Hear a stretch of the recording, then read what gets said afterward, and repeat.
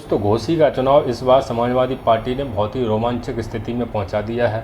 घोसी के चुनाव में जिस प्रकार से राजीव राय और बीजेपी की तरफ से, इंडिया गठबंधन की तरफ से अरविंद राजभर को ओपी राजभर ने अपने पुत्र को उतारा है, तो उसमें सबसे बड़ा प्रॉफिट यानी कि बेनिफिट हुआ है समाजवादी पार्टी को। समाजवादी पार्टी को बेनिफिट इसलिए हुआ कि जो भाषाएं ओपी राजभर की रही हैं, जो उनके भाषण रहे हैं मंचों से, जो बीजेपी के कार्यकर्ताओं के खिलाफ उन्होंने बयानबाजी की थी, उसको लेकर के बीजेपी के कार्यकर्ताओं में ही मनमुटाव है। बीजेपी के कार्यकर्ता ही नहीं चाह रहे हैं कि इस प्रकार से राजभर को जिताया जाए और फिर वो जीतने के बाद कभी अगर ज़रूरत पड़े इंडिया गठबंधन में या उनका कोई फ़ायदा होने वाला हो तो वो निकल के चले जाएं।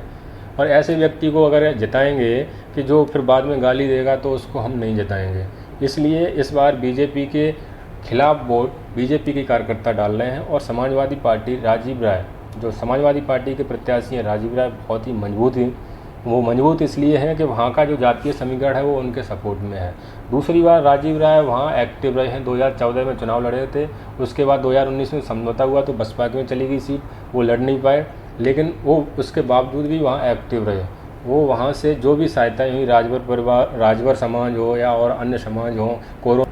दूसरी सबसे बड़ी बात यह है, घोसी में दोस्तों शिवपाल यादव ने डेरा डाल लिया। इस बार भी उपचुनाव में भी घोसी में शिवपाल यादव लगातार बने रहे, और ये आम चुनाव में जो लोकसभा का है इसमें भी शिवपाल यादव लगातार डटे रहे। डिम्पल यादव ने भी सभाएँ की, अखिलेश यादव भी लास्ट दिन सभाएँ की। तो दोस्तों, इस प्रकार से घोसी में राजभर के खिलाफ ये चुनाव जा चुका है। यहाँ समाजवादी बहुत ज़्यादा मजबूत।